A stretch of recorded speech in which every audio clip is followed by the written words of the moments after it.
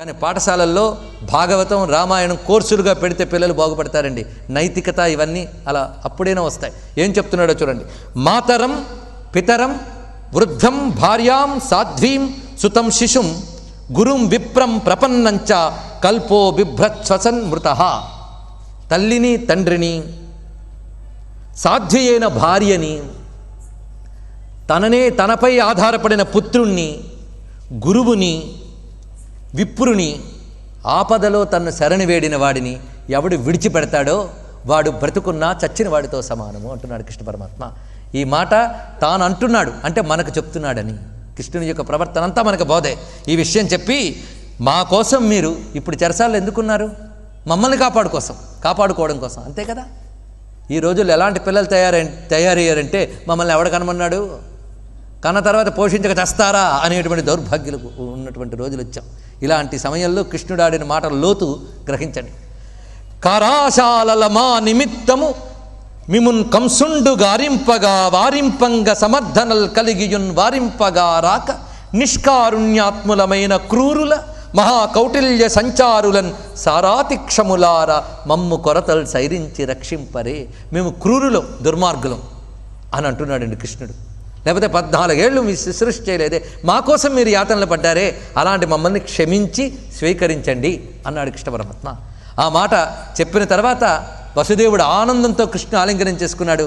దేవకీ వసుదేవుల యొక్క దివ్యమైన అనుగ్రహాన్ని వాళ్ళు పొందారు. అప్పుడు కృష్ణ పరమాత్మకి సుముహూర్తంలో ఉపనయనం చేశారు బలరామ సహితంగా. గర్గాది భూసురోత్తమ వర్గముచే ఉపనయనము వసుదేవుడు సన్మార్గంబున చేయించను నిర్గర్వ చరిత్రులకును నిజపుత్రులకును ఉపనయన సంస్కారం చేశారు. ఎందుకంటే కృష్ణుడు యదువంశం అనే క్షత్రియ వంశానికి చెందినవాడు. గుర్తుపెట్టుకోండి, యాదవులు క్షత్రియులు, యదువు అనే వాడి వంశం అది. అది క్షత్రియ వంశం. అది యాదవులు అంటే గొల్లలని కాదు. గొల్లలు ఎవరు అంటే నందవ్రజంలో ఉన్నటువంటి వాళ్ళు వైశ్యులు. వాళ్ళు అప్పుడు కృషి గోరక్ష మొదలైన వాళ్ళ చేతులు ఉండేవి. ఇప్పుడు వీళ్ళు క్షత్రియులు. అందుకే క్షత్రియోచితమైనటువంటి ఉపనయన సంస్కారాన్ని గర్గుని ద్వారా చేయించాడు వసుదేవుడు. అదైన తర్వాత ఉపనయనం అంటే గురువు దగ్గరికి గురుకులానికి వెళ్ళి విద్య నేర్చుకోవడానికి చేసే దీక్ష. ఆ విధంగా ఉపనయన సంస్కారం పొంది వాళ్ళు ఎక్కడికి చేరారు అంటే మహావైభవ రాశి అయిన కాశీంజేరి కాశీనగరానికి చేరుకున్నారట విద్యలు నేర్చుకోవడానికి. ఎందుకంటే అక్కడ ఆ సమయంలో కాశీవాసం చేస్తూ ఉన్నారు సాందీపని మహర్షి. ఇతడు అవంతిపురవాసి. అవంతి అంటే ఉజ్జయిని నగరం. ఉజ్జయినిలో ఇప్పటికీ మీకు సాందీపని యొక్క చోటు చూపిస్తారు.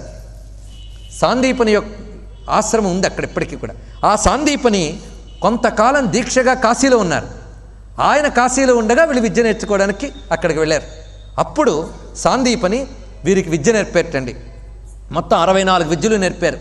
64 విద్యలు అంటే వేదములు మొదలుకొని వరుసగా ఉంటాయి. ఇవి చతుషష్ఠి విద్యలు. ఇవి ఈ చతుషష్ఠి విద్యలు కూడా వాళ్ళు 64 రోజుల్లో నేర్చుకున్నారటండి. ఒక్క వేదం సంపూర్ణంగా నేర్చుకోవాలంటేనే 12 ఏళ్ళు పడుతుందట కనీసం. అలాంటిది వేదములే కాక మిగిలిన విద్యలన్నీ కూడా మొత్తం 64 విద్యలు వీళ్ళు 64 రోజుల్లో నేర్చుకున్నారట. 64 విద్యలు 64 దినంబులం తన వారల్ నెరవాదులైన కథమున నెరి నొక్కొనాటి వినికి నేర్చిరిలేశ. ఒకసారి వింటే చాలు వాళ్ళకి అది గ్రహింపబడింది. ఈ విధంగా నేర్చుకున్నారంటే ఇందులో ఆశ్చర్యపడక్కర్లేదయ్యా పరీక్ష నరేంద్ర అంటున్నారు సుఖయోగింద్రులు. ఎందుకంటే గురువులకు నెల్ల గురులై గురులగు భావములు లేక కొమరారు జగద్గురువులు త్రిలోక హితార్థము గురు శిష్య న్యాయలీల గోల్చిరి వెట్కన్. ఇక్కడ మీకు చెప్పబోతున్నది ఆచార్య దేవోభవ.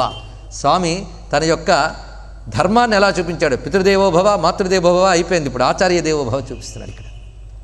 నిజానికి జగద్గురువు కృష్ణుడు. ఆయనకు 64 రోజుల్లో నేర్చుకోవడం అంటే ఆశ్చర్యమేముంది? అసలు 64 రోజులు కూడా కావాలా ఆయనకి? అక్కర్లే. మరి ఎందుకు నేర్చుకున్నాడు అంటే గురువుని శిష్యుడు సేవించి గురువు దగ్గర నుంచి విద్యలు నేర్చుకోవాలని ఆదర్శం మనకు చూపించడానికి ఆ పని చేసేట. గురు శిష్య న్యాయ లీల ఆదర్శమని చూపించడానికి చేశాడు ఆయన. ఇది చేసిన తర్వాత ఒక అద్భుతమైన ఘట్టం ఇక్కడుంది. దీన్ని శ్రద్ధగా పట్టుకోండి. ఇందులో ఉన్న సూక్ష్మ రహస్యం తెలుస్తుంది. ఇది పట్టుకోవాలి మనం. అప్పుడు విద్య అంతా నేర్చుకున్న తర్వాత కృష్ణ పరమాత్మ సాందీపని వద్దకు వెళ్ళి, స్వామి మీ కటాక్షమ చేత మేము విద్య నేర్చుకున్నాం, గురుదక్షిణ ఏమి ఇవ్వాలని అడిగేటండి. అంతేగాని మనకు తోచింది కాదు, ఆయనకి ఏది అవసరమో అది ఇవ్వాలి. అది అప్పుడు కృష్ణ పరమాత్మ 2 చేతులు దోయిలించి అడిగితే ఒక్కసారి కన్నీళ్లు తిరిగేట సాందీపనికి. ఏమీ చెప్పలేపాడు ఆయన. ఇక్కడ ఒక రహస్యం ఉన్నదండి. గురుదక్షిణ ఎలా ఇవ్వాలి, శక్తి వంచన లేకుండా ఇవ్వాలి. ప్రతివాడు శక్తి వంచన లేకుండా గురుదక్షిణ ఇవ్వాలి. మరి కృష్ణుడి శక్తి వంచన లేకుండా ఇవ్వడం అంటే అర్థం ఏంటి? కృష్ణ శక్తి అలాంటిదండి. కృష్ణుడి శక్తి అందరిలాంటిదా? ధనం తెచ్చివ్వడమో రాజ్యం తెచ్చివ్వడమో కాదు. ఆయన శక్తి ఏ శక్తి? విష్ణు శక్తి. ఆయన విష్ణువు కనుక ఆయన శక్తి వంచన లేకుండా ఇవ్వడం అంటే విష్ణువు మాత్రమే చెయ్యగలిగేదేదో ఆయన చెయ్యాలి. అప్పుడు మాత్రమే ఆయన గురుదక్షిణ సంపూర్ణంగా చెల్లించినట్టు అవుతాడు. ఇది రహస్యం. అది కనుక శక్తి వంచన లేకుండా ఇవ్వడం అనేది ఈ రహస్యం సాందీపనికి తెలుసు, ఈయన పరమాత్మని తెలుసు. ఆ కారణం చేత కన్నీళ్లు తిరిగాయి అతనికి. ఎందుకంటే ఎవరూ చెయ్యలేనిది నువ్వు చెయ్యగలవు, అదే నీ శక్తి. అది చెయ్యవయ్యా అనే మాట అందులో కనిపిస్తుంది. అదేమిటంటే సాందీపని పుత్రుడు ప్రభాస తీర్థంలో, అంటే సోమనాథ్ క్షేత్రం దగ్గర ఉన్నటువంటి సముద్రం, ఈ ప్రభాస తీర్థంలో ఒకప్పుడు స్నానానికి వెళ్ళినప్పుడు ఒక సముద్ర రాక్షసుడు పంచజనుడు అనేవాడు మింగేశాడు ఆయన. అప్పటి నుంచి పుత్రవియోగంతో బాధపడుతున్నాడు ఆయన. ఈ పుత్రవియోగంతో బాధపడుతున్న కారణంగా ఆయన ఆ పుత్రుడు మళ్ళీ వస్తే బాగుండని కోరుకుంది. సాధ్యమవుతుందా అండి? మరణించిన వాడు వెనక్కి రాడు. కానీ విష్ణు శక్తి సాధ్యం చేయగలదు. అందుకేం చేస్తున్నట్టే మనస్సులో బాధపడ్డట. అది కనుగొని వెంటనే బలరామకృష్ణుల ఉభయులు కూడా తిన్నగా ఆ సముద్రాన్ని వద్దకు వెళ్ళేట. వెళ్ళి అక్కడున్న పంచజనుడిని సంహరించారు. ఆ పంచజనుడు జలరాక్షసుడు కనుక అతడిలో ఒక శంఖం ఉంది. ఆ శంఖాన్ని తీశారు. కృష్ణ పరమాత్మ దాన్ని నూదెట్ట. ఆ పంచజనుడి నుంచి వచ్చిన శంఖం కనుక పాంచజన్యం అని పేరు. నిజానికి విష్ణువు శంఖం పేరు పాంచజన్యం, మళ్ళీ ఈయన శంఖం పేరు పాంచజన్యమే. చూడండి ఇక్కడ, అంటే విష్ణువే కృష్ణుడు అని చెప్పడం ఇక్కడ. ఈ లీల కూడా కృష్ణస్తు భగవాన్ స్వయం అనే మాటను చెప్తుంది. ఇక్కడ కృష్ణావతారం మర్మం మీకు తెలుసుకోవాలి. ఏమిటంటే కృష్ణుడు మానవ ధర్మం మాధవ ధర్మం రెండు చూపిస్తున్నాడు ఇక్కడ. మానవ ధర్మం ఏమిటి? గురువుకి దక్షిణ ఇవ్వడం. దానిని విష్ణువుగా కృష్ణుడు తిరుగుతున్నాడు, భగవాన్ స్వయం పరమాత్మగా తిరుగుతున్నాడు కనుక మాధవ ధర్మంతో మానవ ధర్మాన్ని సమన్వయించాడు ఇక్కడ. అది ఇందులో ఉన్నటువంటి విశేషం. మాధవ ధర్మం ఏంటి? ఎవరూ చేయలేని చేయడం. అందుకే ఈయన తిన్నగా ఏం చేశాడంటే సంయమనీపురానికి చేరుకున్నట్ట. వెళ్ళగలరా ఎవరైనా మరో లోకానికి? సంయమనీపురం అంటే యముడి రాజధాని పేరండి సంయమనీపురం. తిన్నగా వెళ్ళి యముడి యొక్క భవనం ముందు పాంచజన్య శంఖనాదం చేసేట. ఇంత ధ్వని చేసిన వాడు ఎవడా లోపల నుంచి పరుగుతుకొచ్చేట యముడు. వచ్చేటప్పటికల్లా బలరామకృష్ణులు కనబడ్డారు. వాళ్ళిద్దరికీ నమస్కారం చేశాడు యముడు. మహానుభావ, నేను కాలుణ్ణైతే నువ్వు కాలాతీతుడివి, నువ్వు కాలాతీత తత్వం, నువ్వు నీ చేత నియమింపబడిన వాడిని, ఏమిటి ఆజ్ఞ చెప్పన్నాడు. ఏం లేదు, మరణించిన నా గురుపుత్రుని తిరిగి బతికించి తీసుకురా అన్నట్టు. ఇది సాధ్యమేనా? ఇది ఒక పెద్ద రహస్యమైన విషయం. ఎందుకంటే అన్నీ కాలంలోనే లీనమవుతాయి. ఆ లీనమైన దాన్ని ఎలా లీనమయ్యిందో అలా రప్పించగలిగే శక్తి ఈశ్వరునికి మాత్రమే ఉన్నది. కాలంలో అణువుల రూపంలో అన్నీ ఏవైతే నశించాయో అవి తిరిగి అణువుల రూపంలో ఆయా భూతముల్లో కలిసిపోతాయి. ఏ ఏ కాంబినేషన్స్లో అవి కలిసిపోయాయో వాటిని తిరిగి ఆ కాంబినేషన్స్లో రప్పించడం అనేది ఈశ్వర సంకల్పం ఉంటే తప్పకుండా జరుగుతుంది. ఆ విధంగా యముడికి చెప్పగానే యముడు తిరిగి బతికించి తీసుకొచ్చి ఇచ్చేట సాందీపని పుత్రుణ్ణి. ఆ పుత్రుని తీసుకెళ్లి గురువుగారు మీ పుత్రుని అప్పగించుతున్నామని కృష్ణ పరమాత్మ అప్పగించాడు. ఎంత గురుదక్షిణ చెల్లించాడండి! ఇలాంటి గురుదక్షిణ ఎవరు చెల్లించగలరో చెప్పండి. అదే శక్తి వంచన లేకుండా గురుదక్షిణ చెల్లించడం అనే పని కృష్ణ పరమాత్మ చేసిన వెంటనే సాందీపనికి ఆనంద బాష్పములు రాలి మనస్సులో పరమాత్మకు నమస్కారం చేశాడు. ఎందుకంటే వ్యవహారంలో చేయకూడదు శిష్యుడికి. ఇది జరిగినది. ఈ విధంగా గురుదక్షిణ చెల్లించడంలో ఆచార్య దేవోభావ చూపించాడు. ఇక్కడ మీకు ఒక్క రహస్యాన్ని తర్వాత జరగబోయే రెండు సంఘటనలు కూడా ముందుకు తెచ్చి చెప్పిస్తున్నా. కృష్ణుడికి సంతాన గోపాలుడు అని ఒక పేరున్నది. ఇది ఒక మంత్ర రహస్యం. ఆ మంత్రమూర్తి కూడా ఇక్కడ కనిపిస్తున్నది. దీని సంతాన గోపాలమూర్తి అంటారు. ఒక్కొక్కప్పుడు సంతానం కలగకపోవడం ఒక దుఃఖం, సంతానం కలిగిపోవడం ఇంకో దుఃఖం. కానీ కృష్ణ పరమాత్మను ఆశ్రయిస్తే దుఃఖాలను పోగొడతాట. ఇది ఒక వస్తువు లేదని ఏడవడం ఒకటి, ఆ ఏడుపు లేకుండా ఉండడం ఒకటి. రెండు ఆనందం అంటే రెండు రకాలుగా ఉంటుంది. లేనిది రావడం ఒకటి, లేదే అనే దుఃఖం పోవడం ఒకటి. ఈ రెండు కూడా వారి వారి కర్మానుగుణంగా పరమాత్మ చేస్తాట. ఇలాగ సంతాన గోపాల మూర్తులు మూడు కనిపిస్తాయి మనకి. ఇప్పుడు ఇదొక ఘట్టం. తర్వాత కొంతకాలానికి దేవకీదేవి ఒక మాట అంటుంది. నువ్వు గురుపుత్రుని బతికించి తెచ్చావు కదా, బలరాముడు పుట్టకముందు 6 పుత్రులు కంసుడు చంపేశాడయ్యా. పైగా నారదుడు వచ్చి మరీ చెప్పాడు, అప్పుడు చంపారు. వాళ్ళని తిరిగి తేగలవా అని అడిగిందిటండి. ఇది పెద్ద రహస్యమైన విషయం. ఇలా పోయిన వాళ్ళందరినీ తెస్తూ కూర్చుంటే కృష్ణుడు ఇంకా అవతారం అంతా అదే జరుగుతూ ఉంటుంది. కానీ అలా చెయ్యడు. ఇక్కడ అది తెలుసుకోవాల్సింది. మనం అనుకుంటాం ఇవాళ మనవాడు పోయాడని, కానీ ఏదో పోయాడని మనం దుఃఖపడతాం. కానీ అసలు గతాన్ని తిరగవేస్తే ఎవడికి ఏమవుతాడు, ఇది గొప్పగా తెలుసుకోవాల్సిన విషయం. ఈ జన్మలో కలిశారు, ఏదో యోగం వల్ల ఎంత ఉండాలో అంత ఉన్నారు, తర్వాత పోయారు. దాని గురించి దుఃఖించవలసిన అవసరం లేదు. ప్రవహిస్తున్నటువంటి ప్రవాహంలో ఏ కట్టే ఆ కట్టే. కానీ ఒక కట్టే ఒక సందర్భంలో కలుసుకుంటాయి, కలిసి కొంత దూరం వెళ్తే మళ్ళీ విడిపోతాయి. అలాంటివే మానవ సంబంధాలని శాస్త్రం చెప్తున్నది. కానీ నిజంగా ఎవరు ఎందుకు విడిపోయారో మనం చూస్తే మనం ఆశ్చర్యపోతాం. ఆ ఆశ్చర్యం కలిగించాడు. అమ్మా, నీకు పుట్టిన 6 ఎవరనుకున్నావు, నేను చూపిస్తాను చూడన్నాడు. చూపించట. వాళ్ళు ఎక్కడున్నారంటే దివ్యమైన వైకుంఠంలో ఉన్నారు 6. ఏం మళ్ళీ రమ్మంటావా? వద్దు. వాళ్ళు వైకుంఠంలో ఉండవలసిన జీవులు, వాళ్ళు అక్కడే ఉంటారు. నాకు దుఃఖం పోయింది నాయన అందుట. వాళ్ళు ఎవరు చూపించాడు. వాళ్ళు మరీచి మహర్షి యొక్క పుత్రులు. వాళ్ళు మరీచి పుత్రులు. ఈ మరీచి పుత్రులైన వారు ఒకప్పుడు బ్రహ్మగారు ఏదో మనోవికారం చేత ప్రవర్తిస్తే ఆయన చూసి నవ్వి అసహించుకున్నారట. అప్పుడు బ్రహ్మ, సృష్టికర్తనే నన్నే మీరు అసహించుకున్నారు గనక మీరు రాక్షస యోనిలో పుడతారు, ఆ తర్వాత మానవ యోనిలో పుడతారని శపించేట. అప్పుడు వాళ్ళు రాక్షస యోనిలో పుట్టారంటే కాలనేమికి పుత్రులుగా పుట్టారట. 6 పుత్రులుగా పుట్టారు. ఆ సమయంలో వీళ్ళు ఏదో తప్పిదం చేయడం వల్ల కాలనేమి తండ్రి అయినటువంటి అసురుడు ఆయన మానవ యోనిలో పుడతారని శపించేట. అంటే బ్రహ్మగారి శాపం కంటిన్యూ అయింది. తర్వాత వాళ్ళు చివరి జన్మగా పుట్టినది దేవకీ వసుదేవుల గర్భంలో ఈ 6 పుట్టారు.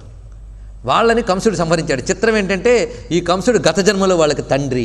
చూడండి ఇక్కడ ఇది రహస్యం తెలుసుకోవాల్సింది. గత జన్మలో వాడు తండ్రి, ఈ జన్మలో మేనమామ. గత జన్మ తెలుసుంటే చంపేవాడు కాడు, ఈ జన్మలో చంపాడు ఇక్కడ. ఎందుకంటే వాడి చేతిలోనే వీడు చావాలని వాళ్ళ తాతగారు చెప్పించారట. కాలనేమి యొక్క తాతగారు. చూసారా రిలేషన్స్ ఎలా ఉంటాయో? ఈ కలవడాలు, ఈ విడిపోవడాలు, ఈ చంపడాలు. ఇది తత్వం తెలిసిన వాడికి దుఃఖం రాదు. ఆ తత్వాన్ని చూపించట ఒక్కసారి దేవకీదేవికి. ఆ తత్వం తెలుసుకుని ఆ మరీచి పుత్రుడికి నమస్కారం చేసుకుందిట.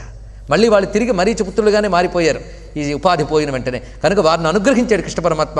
నారదుడు ఎందుకు చంపించాడు ఇప్పుడు తెలిసింది కదా. అదేవిధంగా మరో కథలో తన పుత్రులందరూ మరణిస్తున్నందుకు కృష్ణుణ్ణే నిందించినటువంటి ఒక విప్రుణ్ణి స్వామి దివ్యమైన వైకుంఠధామానికి తీసుకువెళ్ళి అక్కడున్న వాళ్ళ పుత్రుల్ని చూపిస్తాడు ఇక్కడ. కనుక ఈ సంబంధాల గురించి, వాళ్ళ యొక్క లోకాల గమనాల గురించి తెలిస్తే విచారం పోతుంది. దానితో వాడికి సంతానము లేదే అనే బాధ పోయింది ఇక్కడ. చూడండి ఇక్కడ ఈ విధంగా సంతాన గోపాల తత్వం ఒకటి చెప్పబడుతున్నది. ఇది తెలిసినట్లయితే తత్వ విచారణ జరుగుతుంది, దుఃఖ నిర్మూలన జరుగుతుంది. ఇది గ్రహించవలసిన అవసరం. మొత్తం మీద ఈయన్ని బ్రతికించాడంటే ఈయనకు ఆ యోగం ఉన్నది కనుక అతన్ని బ్రతికించి తెచ్చాడు.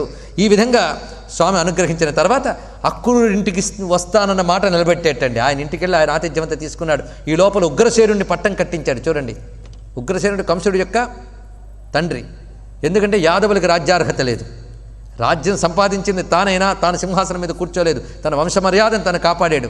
అందువల్ల ఉగ్రసేనుడిని అక్కడ రాజుగా నియమించి ఆ తర్వాత ఆయన మర్చిపోకుండా ఉద్ధవుణ్ణి పిలిచాడండి. ఇక్కడ ఉద్ధవుణ్ణి పిలిచి తన యదువంశానికి చెందినటువంటి మిత్రుడైన బంధువైన ఉద్ధవుణ్ణి పిలిచి, నాయన నువ్వు ఒక్కసారి బృందావనానికి వెళ్ళాలి, అక్కడ నేను వస్తానని నా కోసం ఆశతో వాళ్ళందరూ ఎదురు చూస్తున్నారు, వాళ్ళకి కాస్త నేను చెప్పిన తత్వబోధ చేసిరా అని చెప్పి పంపించట. వెళ్ళేటండి ఉద్ధవుడు. ఈ వెళ్ళేటప్పుడు ఆ ఘట్టాన్ని కవులు ఇప్పటికీ చాలా అద్భుతంగా ప్రజ సాహిత్యం చాలా భావిస్తుంది. కృష్ణ వియోగంతో వాళ్ళు ఎలా ఉన్నారనేది. ముందు ఉద్ధవుడు అక్కడికి వెళ్ళినప్పుడు అందరూ యమునా తీరంలో సంధ్యావందనాలు నియమాలు చేసుకుంటున్నారట. అందరూ కూడా కృష్ణపక్షే అంటున్నారట. ఈయన వాళ్ళ దగ్గరికి వెళ్ళి, అయ్యయ్యా మీరు పొరపాటు పడ్డారు, ఇది కృష్ణపక్షం కాదు శుక్లపక్షం అన్నట్టు సవరించేట ఉద్ధవుడు. మాకు శుక్లపక్షం ఇంకా లేదయ్యా, ఎప్పుడూ పోయింది.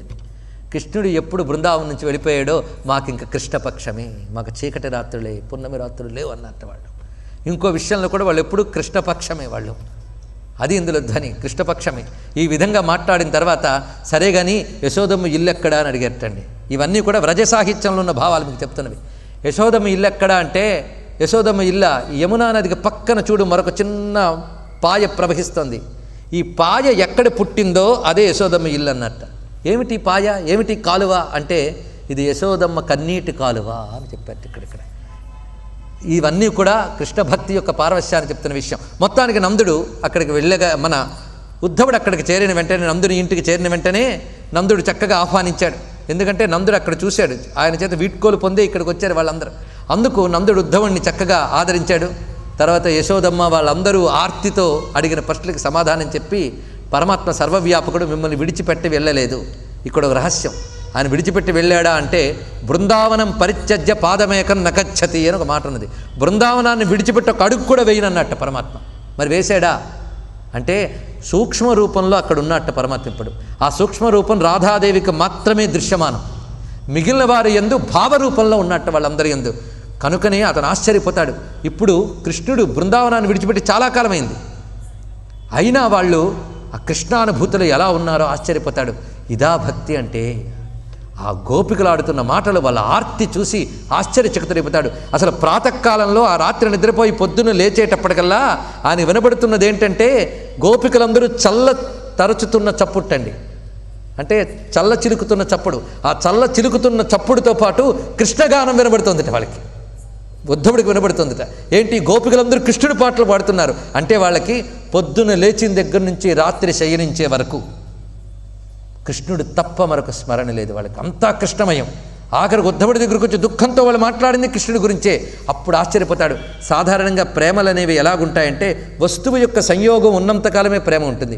వస్తువు దూరమైన కొద్దీ క్రమక్రమంగా ప్రేమ పోతుంది. లోకంలో మనం చూడట్లేదా, ఒక వస్తువు పోయిన వెంటనే దుఃఖిస్తాం, కానీ కాలక్రమంలో దాన్ని విస్మరిస్తాం. ఇది సహజం. ఇది ఎలాంటిదంటే నిప్పు మీద నీళ్లు పెట్టినప్పుడు వేడిగా ఉంటాయి నీళ్లు, ఎంతవరకు, కింద నిప్పున్నంత వరకు. ఆ గిన్నెని తీసి వేరేగా పెడితే కొంతసేపటికి ఆ వేడి తగ్గి తగ్గి తగ్గి మళ్ళీ ఎలా చల్లబడుతుందో ఈ ప్రేమలు కూడా ఇలాగే ఉంటాయి. కానీ వీళ్ళు అలా లేరే, నిరంతర కృష్ణస్మరణతో ఉన్నారు. కానీ కృష్ణుడు వీళ్ళకి ఎక్కడ దూరంగా ఉన్నాడు, వీళ్ళు గుండెల్లోనూ కూర్చున్నాడు. ఆయన సర్వవ్యాపకుడైన కృష్ణుడు వీరి యొక్క సర్వస్వము ఆవహించున్నాడు. ఎందుకంటే ఆ బ్రహ్మానందాన్ని వీళ్ళు అనుభవించారు గనక ఆ స్వామి వీరి యందున్నాడు అని చెప్పుకుని ఒక మాట అంటాడు, వీళ్ళకి నేనేదో చెప్పాలని కృష్ణుడు నన్ను పంపలేదు, భక్తి అంటే ఏమిటో తెలుసుకోవడానికి నన్ను ఇక్కడికి పంపాడు అనుకున్నట్టని ఇక్కడ అని ఆ గోపికా స్త్రీలను అడిగాడు ఉద్ధవుడు. కృష్ణుడు మీరు తిరిగినటువంటి చోట్లు చూపిస్తారా అని, ఎందుకంటే వాటిని స్మరిస్తే చాలు ధన్యులమైపోతాం మనం. అవి చూపించేట వాళ్ళు. ఈ చూపిస్తూ ఉన్నప్పుడు ఇక్కడ భ్రమర గీతలని చాలా అద్భుతమైన ఘట్టం. ఒక నమస్కారం చేసుకుని దాన్ని దాటి వద్దాం. అక్కడ ఉన్నటువంటివన్నీ వాళ్ళు చూపిస్తూ ఉంటే చూసి ఆశ్చర్యచకితుడై ఆ బృందావనం మట్టిలో దొర్లెట్టండి ఉద్ధవుడు. బృందావనం మట్టి ప్రసాదం అని చెప్పుకున్న దొర్లేడు. రామకృష్ణ పరమహంస బృందావనంలో అడుగు పెడుతూనే దొర్లెట్ట. ఆయన గోవర్ధనగిరి చుట్టూ పరిగెత్తెట్ట. ఎందుకు, ఆయనకు తెలుస్తోంది అక్కడ కృష్ణానుభవం.